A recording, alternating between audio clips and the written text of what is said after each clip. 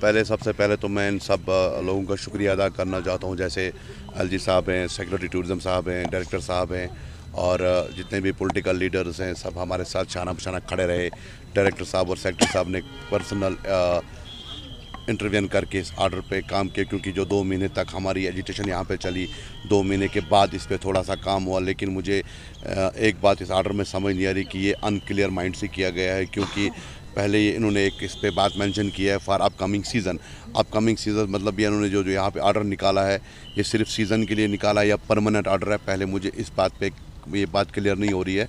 दूसरी बात मैं ये जानना चाहता हूँ कि जो उन्होंने 50 गाइड है उस पर लिखा है 50 गाइड सेकंड फेज़ के लिए अलाउड है, तो ये कौन से 50 गाइड होंगे? मैं अपने एसोसिएशन के जितने लोग हैं, हमारे साथ जो बाकी एसोसिएशंस खड़ी हैं, मैं ये क्लियर करना चाहूँगा कि ये 50 गाइड कौन से होंगे? ये वो होंगे जो ऑनलाइन वाले हैं, ऑफलाइन वाले हैं? मेरे पास 500 से 600 गाइड ऐसे हैं जो परमानेंट टोटली इस पर डिपेंड करते हैं, जो काम करते हैं। तो 500 को छोड़ बाकी लड़कों को मैं कहाँ लेके जाऊँगा? ये एक और नए तरीके की एक जो यहाँ पे एसोसिएशन है, एक नई तरीके की जहाँ पे एक एजुटेशन स्टार्ट कर दी गई है, कंट्रोवर्सी स्टार्ट कर दी गई है। और मैं सबसे पहले ये बोलना चाहूँगा कि इस ऑर्डर को लेके फ़िलहाल हमारी जो एक अभी अर्जेंट मीटिंग हुई, कल शाम को ये ऑर्डर आया, हम इस पे मीटिंग नहीं कर पाए। अभी मॉर्निंग में जो मीटिंग हुई, इस मीटिंग में हमने यही डिसाइड किया कि हमें ये ऑर्डर फ़िलहाल के लिए एक्सेप्ट नहीं है। इस चीज़ के लिए एक्सेप्ट नहीं है कि उन्होंने जो 50 लोगों का डाटा किया है, तो इन 50 लोगों में से जो बाकी लोग बचते हैं उनको हम कहाँ लेके जाएंगे? दूसरी बात यह है कि हम पर्सनल रिक्वेस्ट कर सकते हैं लोगों से, डायरेक्टर साहब से, सेक्रेटरी साहब से एक रिक्वेस्ट कर रहे हैं कि इस जो 27 सितंबर का निकला हुआ ऑर्डर आज आपने मॉडिफाई किया, 21 नवंबर को मॉडिफाई किया, इतने लंबे अरसे के बाद फिर भी हम आपके शुक्रगुजार हैं।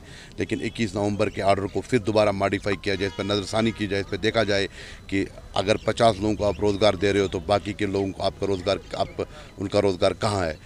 मैं आपके माध्यम से और सबसे जितने भी मीडिया लोग आप यहाँ पे खड़े हैं, आप सबका शुक्रगुजार हूँ।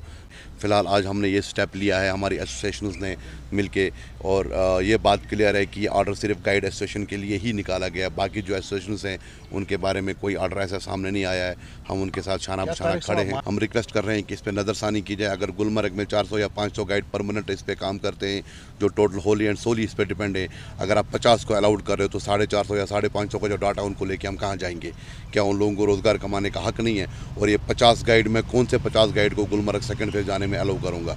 आने वाला अपकमिंग सीज़न जो है, जैसे सेक्रेटरी साहब ने बोला कि टूरिज़्म का रश बढ़ने वाला है, बहुत ज़्यादा बढ़ने वाला है, क्या उनके लिए 50 गाइड सफिशेंट होंगे?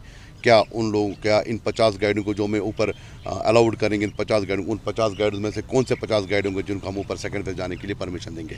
एडवेंचर एक्टिविटीज़ चाहिए, बाकी चीज़ चाहिए। एडवेंचर एक्टिविटीज़ में उनको ज़्यादा इंटरेस्टेड होते हैं, तो बाकी जो एसोसिएशंस वहाँ पे जो इससे इफेक्ट, हमारे साथ साथ जो एसोसिएशंस इफेक्ट हुई हैं, उनके हक में भी एक ऐसा ऑर्डर पास होना चाहिए जो सबको मंजूर हो, जिसमें सब लोगों का रोज़गार बच सके।